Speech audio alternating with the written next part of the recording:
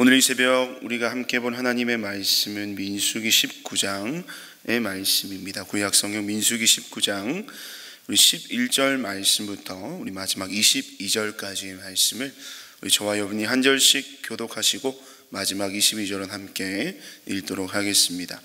민수기 19장 11절에서 22절까지의 말씀입니다. 어느 누구의 죽음이든 사람의 죽음에 몸이 닿은 사람은 이래 동안 부정하다. 그는 사흘째 되는 날과 이래째 되는 날 붉은 암 송아지를 불사른 재를 탄 물로 스스로 정결하게 하여야 한다. 그러면 정하게 될 것이다. 그러나 그가 사흘째 되는 날과 이래째 되는 날에 자기의 몸을 정결하게 하지 않으면 그냥 부정하다. 누구든지 죽음 곧 죽은 사람의 몸에 닿고도 스스로 정결하게 하지 않은 사람은 주의 성막을 더럽히는 사람이다. 그 사람은 반드시 이스라엘에서 끊어져야 한다. 정결하게 하는 물을 그 몸에 뿌리지 아니하며 자신의 부정을 씻지 못하였으므로 그의 부정이 여전히 그에게 남아있기 때문이다. 다음은 장막에서 사람이 죽을 때에 지켜야 할 법이다. 그 장막 안으로 들어가는 사람이나 그 장막 안에 있는 사람은 모두 이래 동안 부정하다. 어떤 그릇이든지 그 위에 뚜껑을 열어놓고 덮지 아니한 그릇들도 부정하게 된다.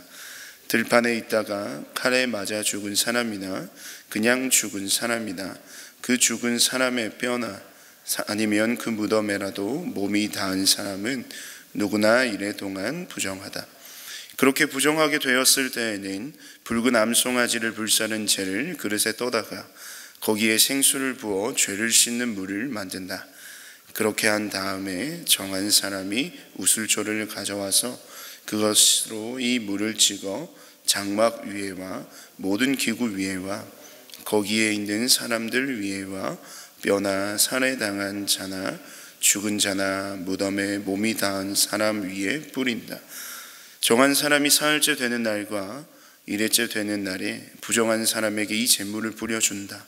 그러면 이래째 되는 날 부정을 탄 그 사람은 정하게 된다. 그는 옷을 빨고 물로 몸을 씻는다. 저녁 때가 되면 그는 정하게 된다. 그러나 부정을 탄 사람이 그 부정을 씻어내지 아니하면 그 사람은 총회에서 제명되어야 한다. 정결하게 하는 물을 그 위에 뿌리지 아니하며 그 더러움을 씻지 못하면 주의 성소를 더럽히는 것이기 때문이다. 이것은 그들이 언제까지나 지켜야 할 율례이다. 정결하게 하는 물을 뿌린 사람도 자기 옷을 빨아야 한다. 정결하게 하는 물에 몸이 닿아도 그는 저녁 때까지 부정하다. 부정한 사람이 닿은 것은 무엇이든지 부정하며 그것에 몸이 닿은 사람도 저녁 때까지 부정하다. 아멘.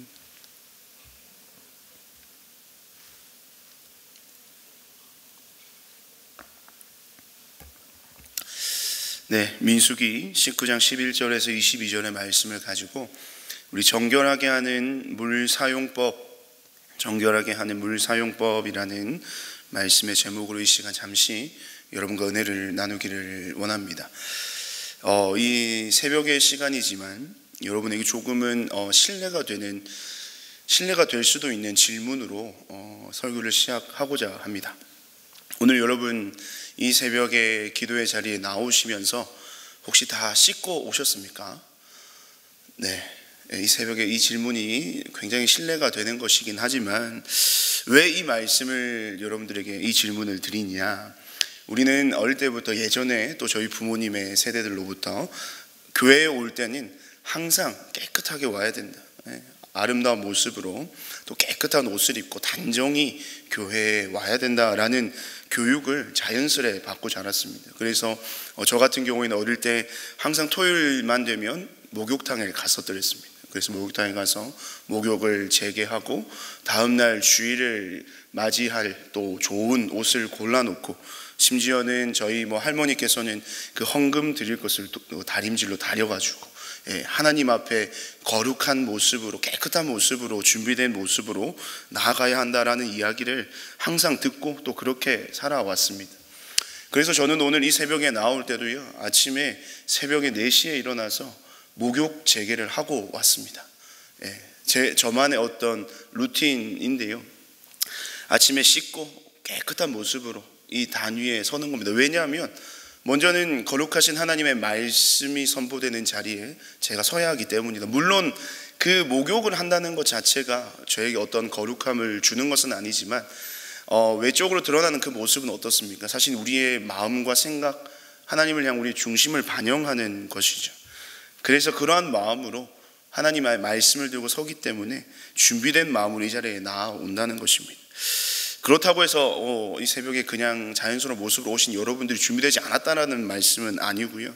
왜 제가 오늘 이런 질문으로 이 설교를 시작하느냐, 오늘의 주제가 바로 이 정결함과 관련되어 있기 때문입니다. 여러분, 정결함이란 무엇일까요? 이 사전적 의미로는 매우 깨끗하고 깔끔한 것을 이르는 것이 바로 이 정결하다 혹은 정결함의 의미입니다. 그럼 오늘 말씀을 통해서 하나님께서는 이 정결함을 누구에게 요구하고 계십니까? 바로 하나님께 택함을 받은 당신의 백성인 이스라엘 백성들에게 그 정결함을 요구하고 계시는 것을 볼 수가 있습니다. 이것은요, 굉장히 중요한 말씀의 포인트입니다. 하나님께서는 아무에게나 그 정결함을 요구하시지 않습니다. 누구에게나 그 정결함을 요구하시지 않는다는 겁니다. 여러분, 누구에게 그 정결함을 요구하시느냐? 바로 하나님께서 택하신 당신의 백성들에게 바로 그 정결함을, 또 다른 말로 거룩함을 요구하신다는 겁니다. 하나님의 백성으로서 정결함을 갖는다는 것, 또 그 거룩함을 지킨다는 것은 아주 중요한 문제입니다. 그 당시에 이스라엘 백성들에게 그랬고요. 오늘 이 새벽 우리가 하나님의 말씀 앞에 나와 엎드려 기도하는 이 자리에 나온 저와 여러분에게도 이 삶의 정결함과 거룩함은 아주 중요한 문제라는 것입니다. 특별히 오늘 본문은 이 주검, 시체를 만진 자들에 대한 그 정결법에 관하여서 자세히 설명을 하고 있는 것을 볼 수가 있습니다. 크게 세 부류로 나눌 수가 있을 것 같아요.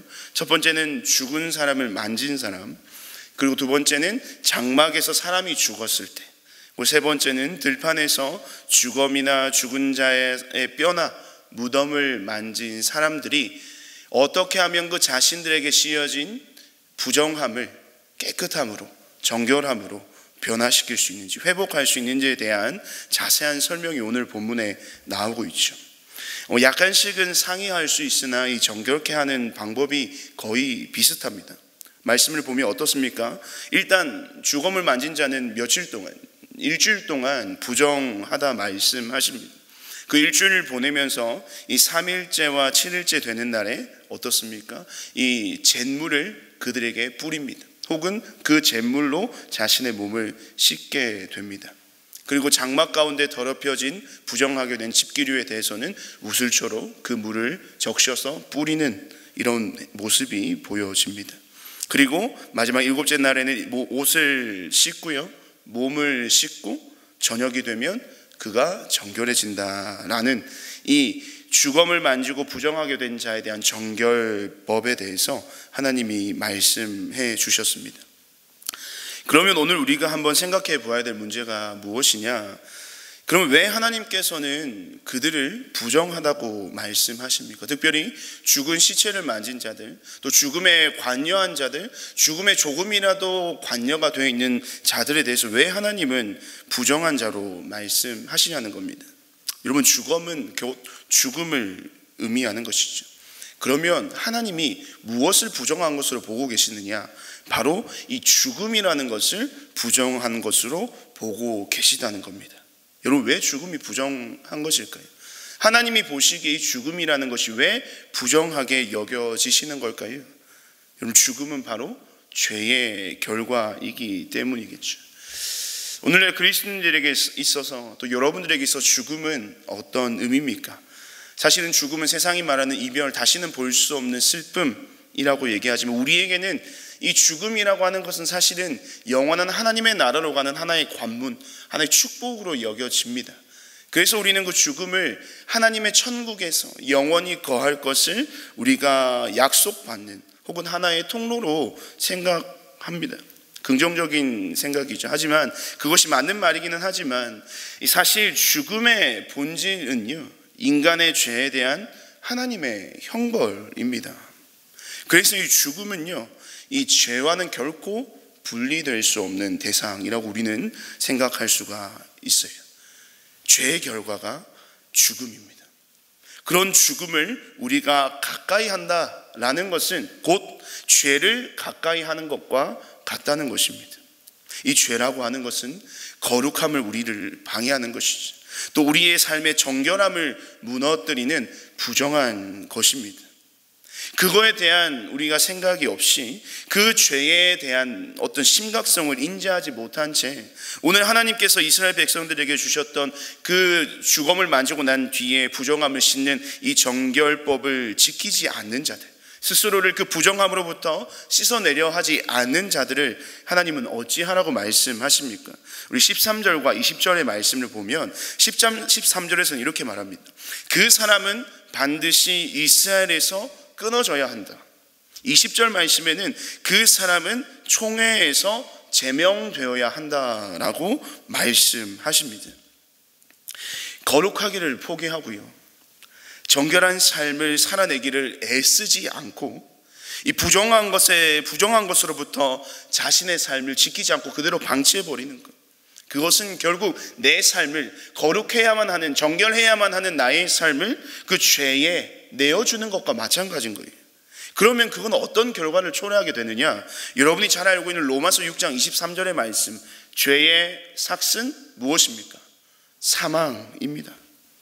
결국 거룩함을 포기하고 정결함을 포기한 채 죄에 자신의 삶을 내어주는 인생의 끝은 무엇이 남는다는 것입니까? 사망, 죽음만이 남게 된다는 것입니다. 오늘의 말씀에 빗대어서 생각해보면 마치 그들이 만진 주검과 같이, 그 주검을 만지고 난 뒤에 자신의 삶의 정결을 애쓰지 않는 자는 결국 그 주검과 같이 죽게 될 것이다 라고 하는 하나님의 강력한 죄에 대한 메시지가 오늘 이 본문 안에, 이 정결법 안에, 정결윤리 안에 포함이 되어 있다는 겁니다. 그렇다면 여러분, 저와 여러분의 삶은 어떻습니까? 하나님의 백성으로서 또 그리스도인으로서 얼마나 이 거룩함에 대한 열망을 가지고 우리는 살아가고 있습니까? 우리 스스로의 삶의 그 정결함에 대해서 얼마나 많은 관심을 가지고 우리는 평소의 삶을 살아가고 있느냐는 겁니다. 과연 우리는 지금 이 죄에 대한 민감성을 가지고 우리의 삶에 놓여져 있는, 우리의 삶에 노출되어져 있는 이 죄의 문제들에 대해서 어떤 민감성과 심각성을 가지고 살아가고 있느냐는 겁니다. 생각보다 죄에 대하여 많이 둔감하며 전혀 인지하지 못하고 의식하지 못한 채로 그냥 그렇게 살아가고 있는 그런 죄의 날들이 저와 여러분의 인생의 모습은 아닌지 우리는 돌아보아야 하는 것입니다. 우리가 왜 거룩해야 하겠습니까? 여러분, 왜 우리가 정결해야 합니까? 물론 이 죄의 문제로 우리의 죄의 문제는 우리의 생명의 문제와 직결되기 때문입니다. 그러나 이 단순 우리가 죽음을 면하고 생명을 얻기 위해서만일 뿐만 아니라, 그것도 중요하지만 그것보다 더 본질적인 이유는, 우리가 왜 거룩해야 하고 정결해야 하는지는 하나님 말씀하셨습니다. 내가 거룩하니 너희도 거룩하라. 내가 거룩하니 너희도 거룩하라. 우리가 거룩을 갈망하고 정결한 삶을 살아가야만 하고 더 근본적이며 그 거룩과 정결함을 세워가야 하는 본질적인 이유는 바로 하나님께서 저와 여러분을 거룩한 자로 불러주셨기 때문입니다.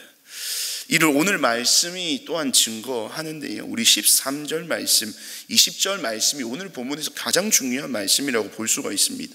우리 13절 말씀을 함께 한번 읽어볼까요? 13절입니다. 시작.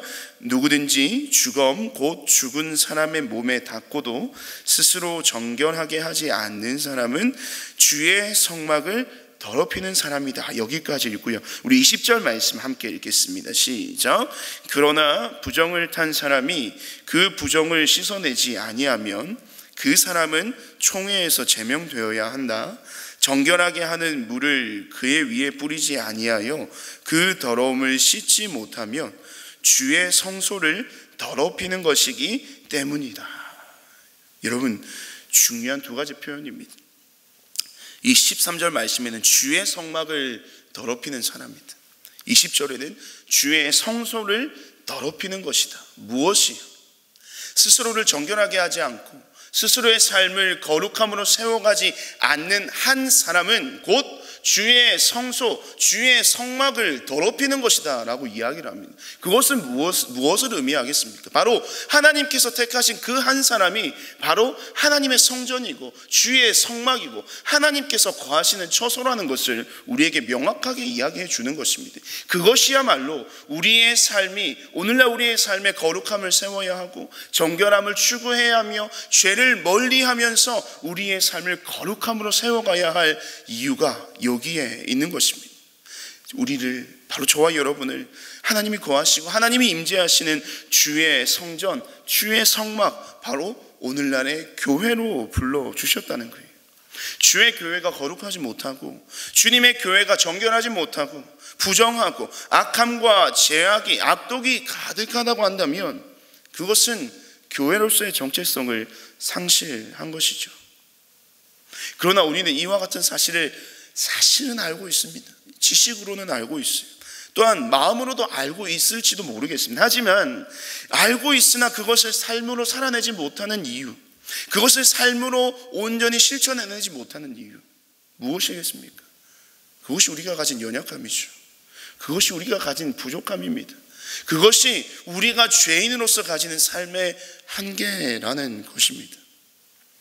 이 모든 것을 잘 아시는 주님, 우리의 부족함을 잘 아시는 주님, 죄인으로서의 그 연약함과 한계를 잘 아시는 하나님이 이스라엘 백성들에게 그 정결하게 하는 물을 사용하는 방법을 알려주신 것처럼 오늘날 우리에게도 우리를 정결케 할 수 있는, 우리를 정결하게 하시는 그 방법을, 확실한 방법을 주셨죠. 그 방법이 무엇입니까? 바로 예수 그리스도이십니다. 이 본문에서 정결하게 하는 물은 곧 오늘날 우리에게는 무엇입니까? 예수 그리스도이십니다. 우리의 모든 죄를 대신 짊어지시고 모든 더러운 죄악을 씻어주시는 예수 그리스도, 그 예수 그리스도가 바로 우리의 거룩함을 세워갈, 우리의 정결함을 세워갈 가장 중요한 분, 하나님께서 우리에게 주신, 오늘날 우리에게 주신 유일한 방법, 바로 예수 그리스도를 우리의 삶에 모시는 것입니다. 그렇다면 우리는 어떻게 해야 되겠습니까? 날마다 이 예수님에 대한, 예수 그리스도에 대한 그 갈급함이, 그 갈망함이 날마다 우리의 삶에 일어나야 할 것입니다. 예수님에 대한 간절함이 우리의 삶에 날마다 주님을 향하여 고백되어야 하는 것입니다. 매일같이 예수로 죽고 매일같이 예수로 살아나는 그런 인생이 우리의 삶 가운데 반복될 때 우리의 부족함과 연약함과 우리의 부정함과 악함과 죄악들은 다 사라지게 될 것이고 그 십자가의 보혈로 덮어지게 될 것이고 오직 예수 그리스도를 통한 그 온전한 거룩함이 우리의 삶 가운데 세워지게 될 것입니다. 날마다 예수 그리스도를 소망하시길 바랍니다. 여러분의 인생을 살아가시면서 그 예수 그리스도를 여러분의 인생의 가장 귀한 소중한 가치 있는 존재로 고백하며 살아가시는 저와 여러분이 되시기를 간절히 소망합니다. 죄에 대하여 둔감한다는 것, 죄에 대하여 신경을 쓰지 않는다는 것, 죄를 그대로 방치해 둔다는 것, 그것은 예수님에 대한 관심이 우리가 그만큼 없다는 것입니다. 예수님이 우리의 삶이 어떠한 존재인지 평소 생각하지 않는다는 것입니다.